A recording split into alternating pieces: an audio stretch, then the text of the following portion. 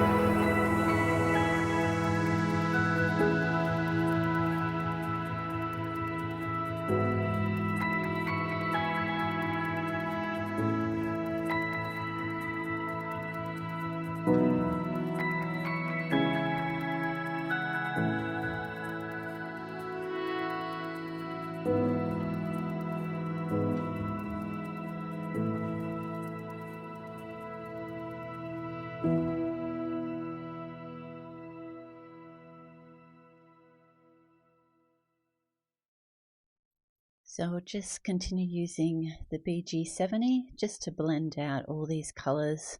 So you've just got a nice smooth blend, making sure you're leaving the white space in between because that's what will make it look shiny. I'll be making a boy's card today, so I'm going to kind of have a darker background. So I'm using Speckled Egg, Hickory Smoke and Black Soot for a snowy night sky. So I'm starting with the Speckled Egg down the bottom, the Hickory Smoke in the middle and the Black Soot at the top.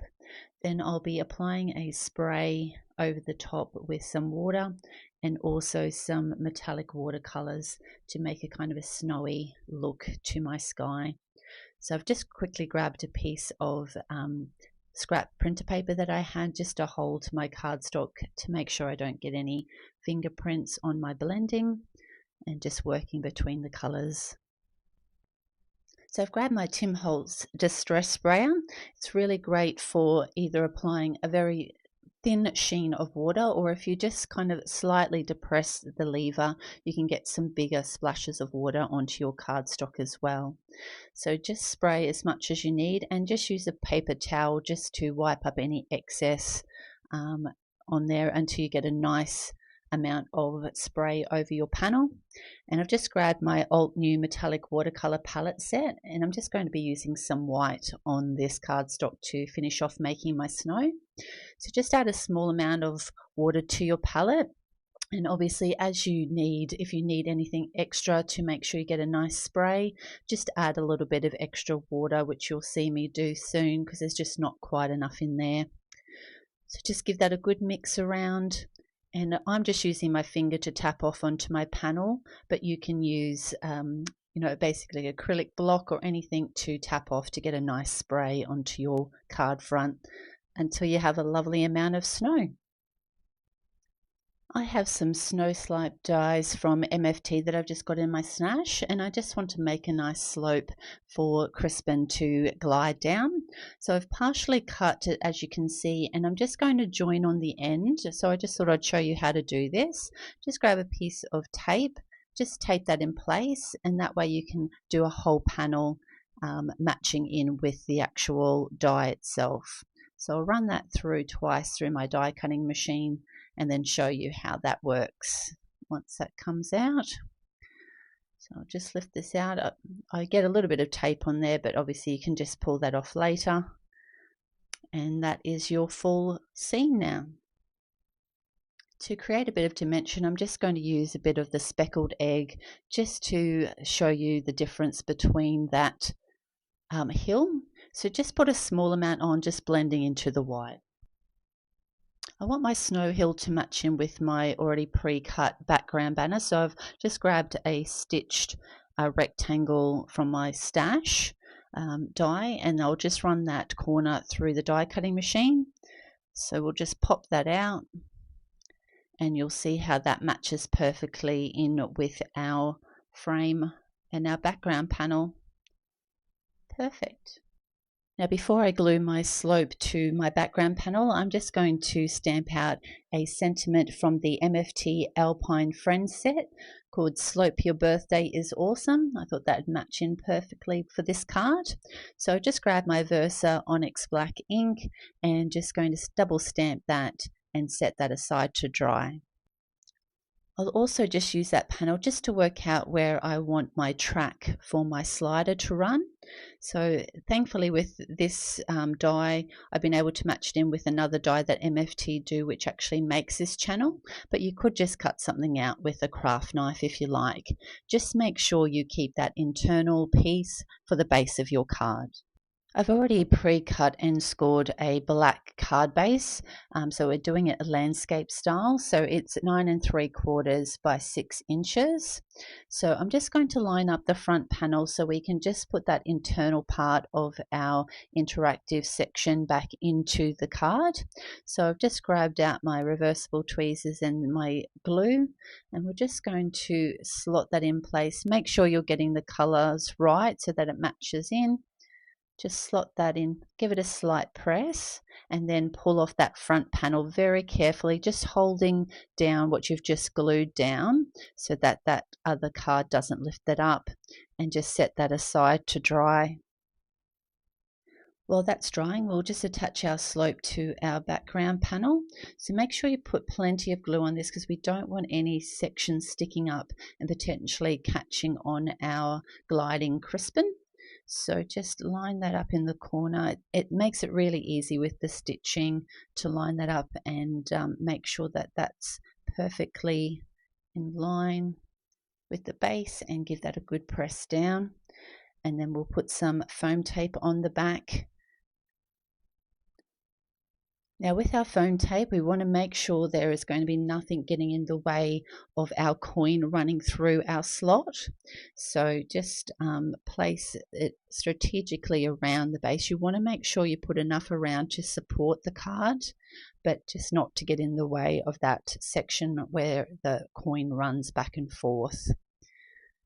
And we will need to double up on the foam tape because you want to make sure there's plenty of room for the coin to slide between your card base and the actual top of the card.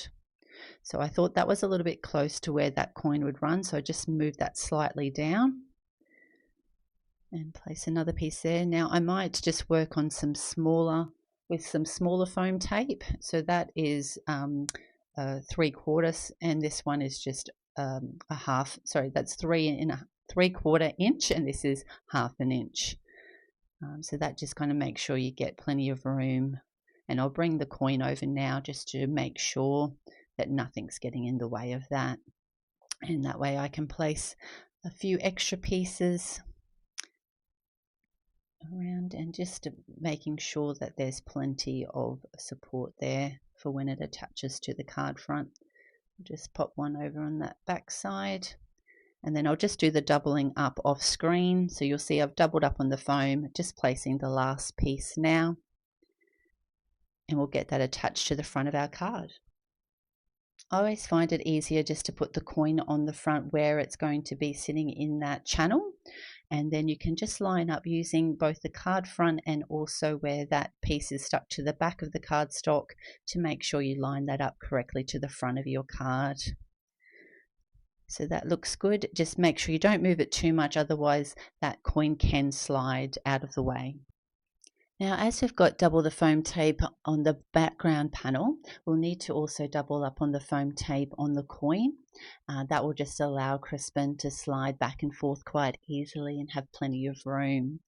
So I've grabbed out a 1/4 inch foam tape for this because we just need a smaller amount, and it was still a little bit big, so I've actually even trimmed that down a little bit just to make sure that it fits perfectly through that channel. So just make sure it's as centered as possible on your coin, and then we'll just cut another piece and trim that down to match that bottom piece of foam tape. So you'll see me trim it down a little and realize I need a little bit more, and we'll just get that stuck on top. Now I like to use some anti-static powder tool for this. I always go around the outside of the foam tape to get rid of any residue. So make sure you leave that top layer of release paper on there so that you don't get any powder on that. Otherwise, if you do, you can just put a little bit of glue onto that when you are attaching your image. But I always just leave the release paper on, and that seems to work quite well. I also put a bit of the powder in the channel itself because that helps that coin just to glide through there smoothly. So we'll take off the release paper and pop crispin on. So that will actually give that a little bit of weight and help that slide even better. So, oh, I've dropped him. So let's get him sliding back and forth. And he looks like he's having so much fun going up and down there. So this is the finished card project for this week. As you can see, Crispin loves sliding through his little channel. Sorry, I've got it up a little bit high for you to see properly, but this was so much fun to colour and create. I hope you've enjoyed this video. If you have, please hit the like button and leave a comment. And if you'd like to see any future videos, please hit the subscribe button.